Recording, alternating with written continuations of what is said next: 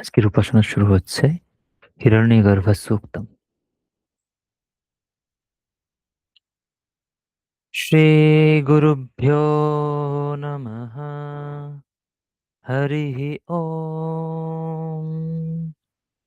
हिरण्यगर्भः समवर्तताग्रे भूतस्य जातः पतिरेक आसीत्।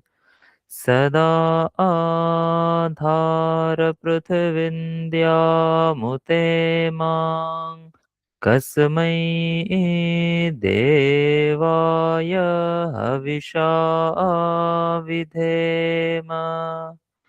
य आत्मदा मलदा यस्य विश्व उपासते प्रशिशं यस्य देवाः।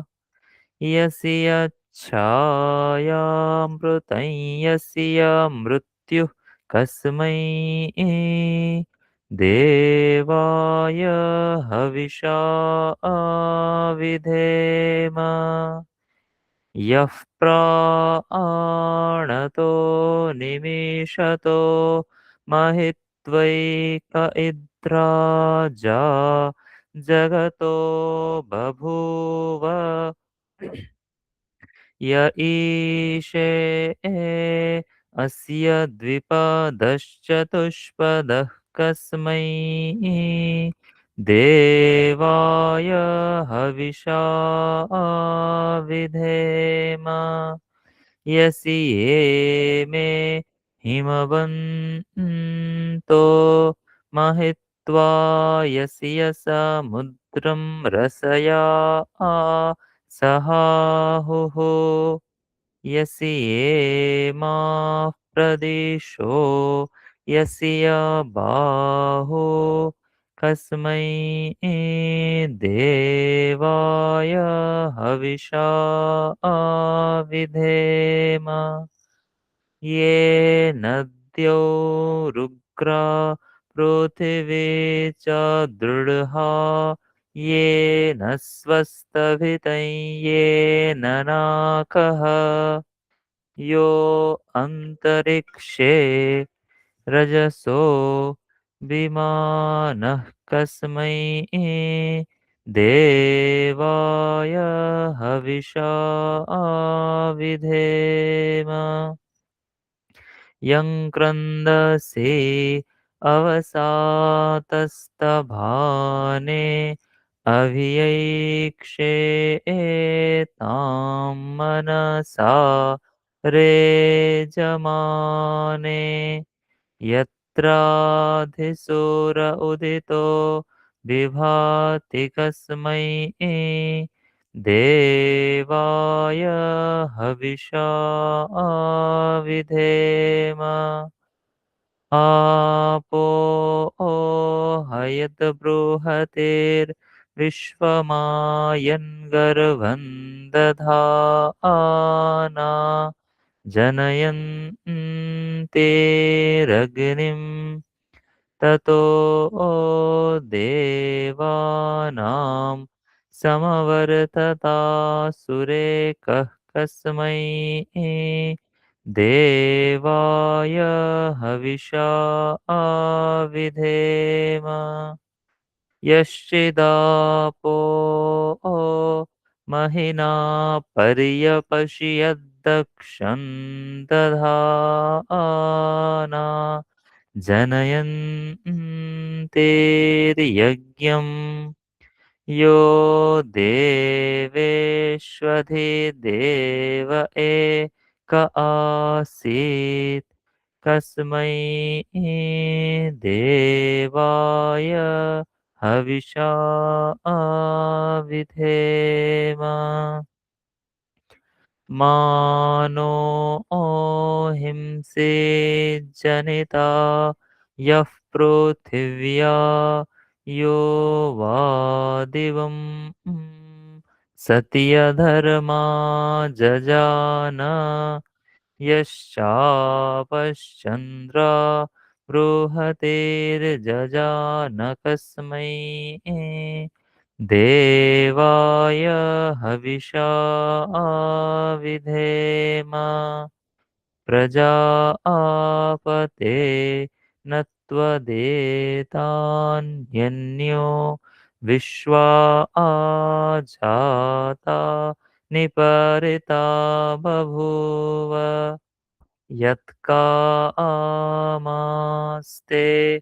जुहुमस्तन्नो अस्तु वयं स्यामपतयो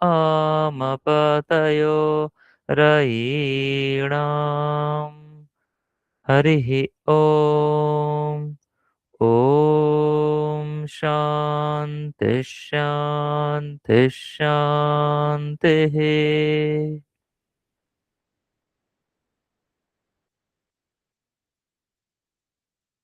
শ্রীমদ্ ভগবদ গীতা সপ্তম অধ্যায় ১৬ শ্লোক থেকে।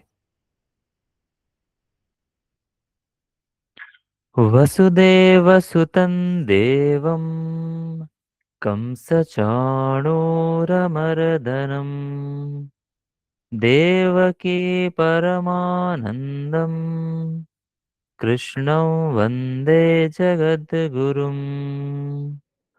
अथ सप्तमोऽध्यायः।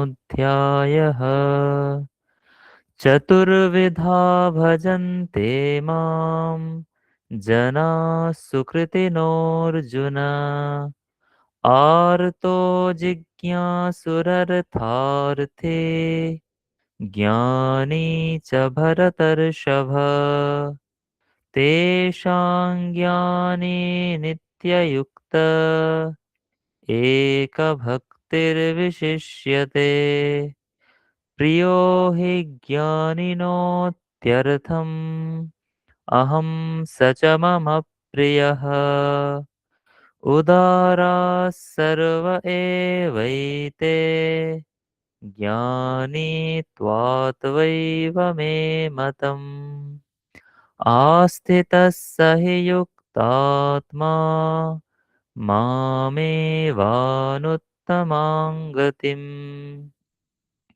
बहूनां जन्मनामन्ते ज्ञानवान् मां प्रपद्यते वासुदेवः सर्वमिति समहात्मा सुदुर्लभः कामैस्तैस्तैर्हृतज्ञाना प्रपद्यन्तेऽन्यदेवताः तन्तन्नियममास्थाय प्रकृत्या नियता स्वया यो यो यां यां तनुं भक्तः श्रद्धयार्चितुमिच्छति तस्य तस्याचलां श्रद्धां तामेव विदधाम्यहम् सतया श्रद्धया युक्तः तस्याराधनमीहते लभते च ततः कामान् मयैव विहितान् हितान् अन्तवत्तु फलं तेषां तद्भवत्यल्पमेधसाम् देवान् देवयजो यान्ति मद्भक्ता यान्ति मामपि अव्यक्तं व्यक्तिमापन्नं मन्यन्ते मामबुद्धयः परं भावमजानन्तो ममाव्ययमनुत्तमम् नाहं प्रकाशः सर्वस्य योगमाया समावृतः मूढोऽयन्नाभिजानाति लोको मामजमव्ययम् वेदाहं समतीतानि वर्तमानानि चार्जुन भविष्याणि च भूतानि मां तु वेद न कश्चन। इच्छाद्वेषसमुत्थेन द्वन्द्वमोहेन भारत। सर्वभूतानि सम्मोहम् सर्गे यान्ति परन्तप। येषां त्वन्तगतं पापम् जनानां पुण्यकर्मणां ते द्वन्द्वमोहनिर्मुक्ता भजन्ते मां दृढव्रताः। जरामरणमोक्षाय मामाश्रित्य यतन्ति ये ते ब्रह्म तद्विदुः कृत्स्नम् अध्यात्मं कर्म चाखिलम्। साधिभूताधिदैवं मां साधियज्ञं च ये विदुः प्रयाणकालेऽपि च मां ते विदुर्युक्तचेतसः। ॐ तत्सदिति श्रीमद्भगवद्गीतासु उपनिषत्सु ब्रह्मविद्यायां योगशास्त्रे श्रीकृष्णार्जुनसंवादे ज्ञानविज्ञानयोगो नाम सप्तमोऽध्यायः।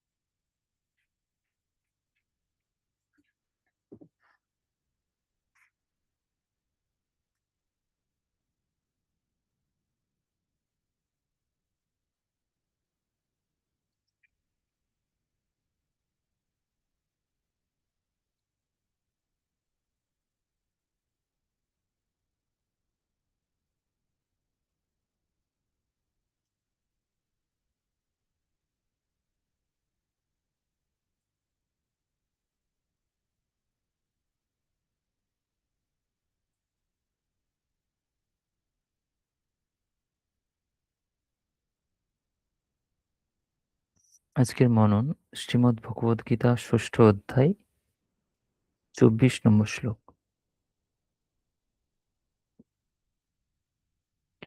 सङ्कल्पप्रभवान् कामांस्त्यक्त्वा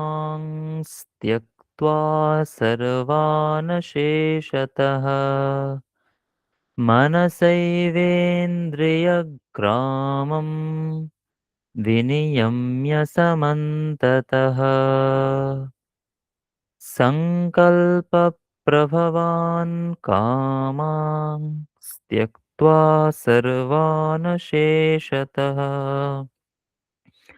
मनसैवेन्द्रियग्रामं विनियम्य समन्ततः।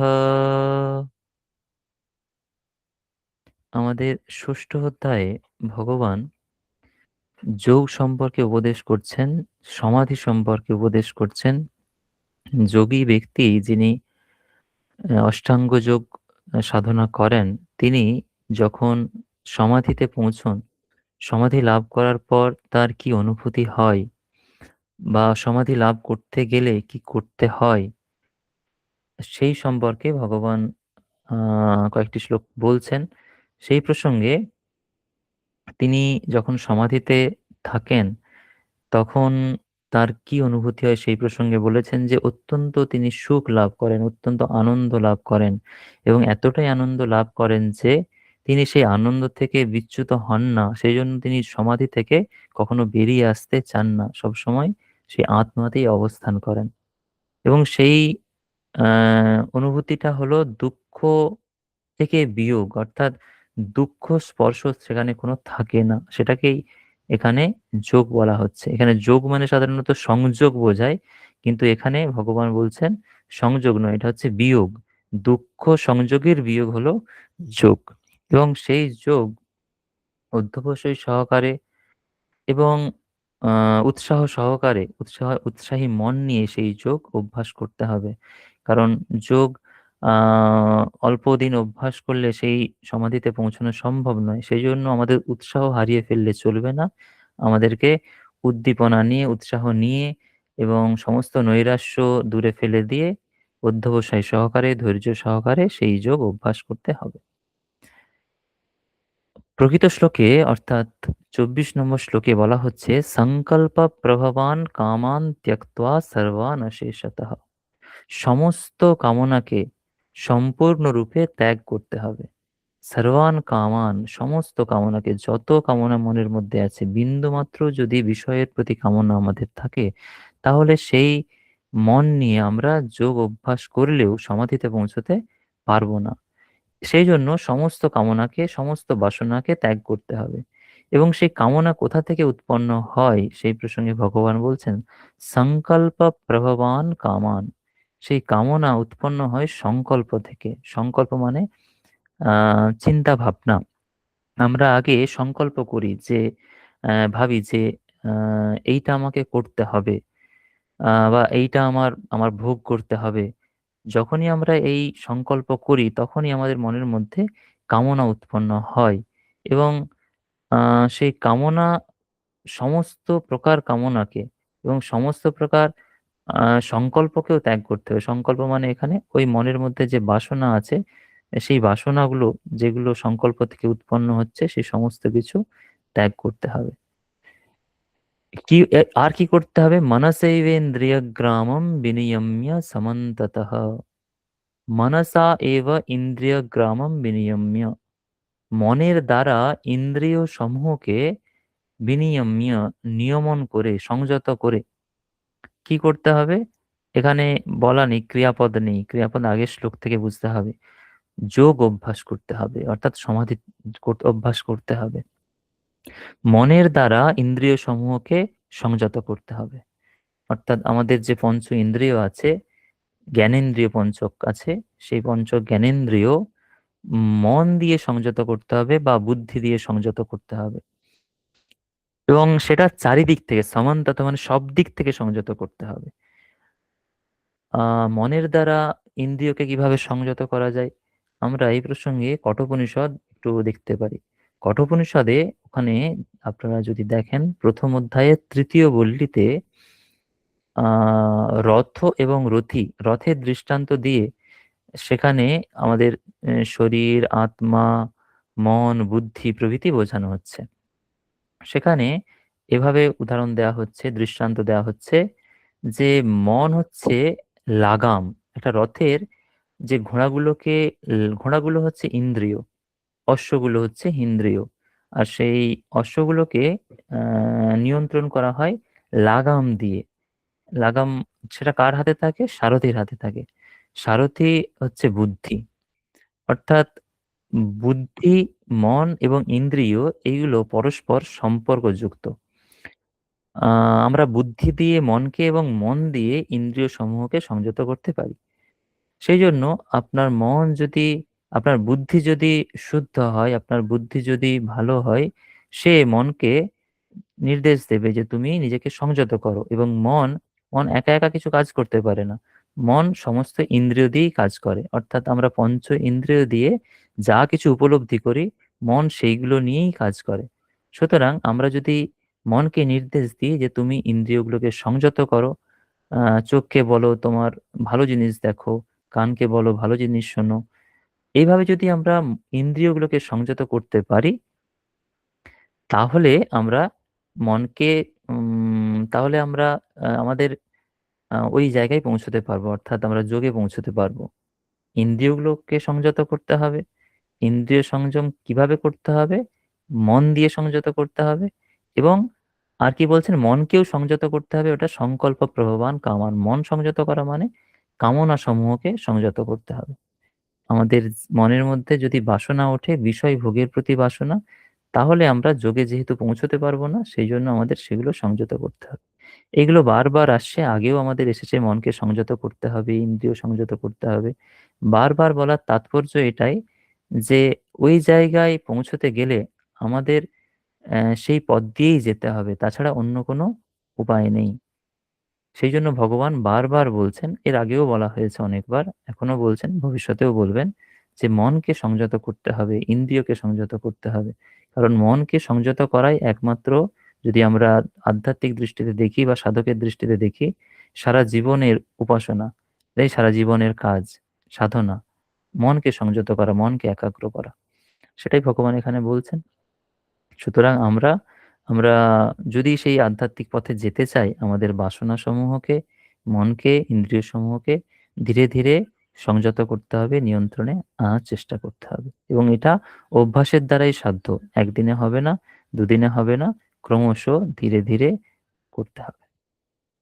আজকের উপাসনা আমরা এখানেই শেষ করছি। আপনারা আপনাদের প্রাত্যহিক জপ, ধ্যান, পাঠ প্রভৃতির মাধ্যমে একটি নূতন সুন্দর দিন শুরু করুন। সকলকে সুপ্রভাত।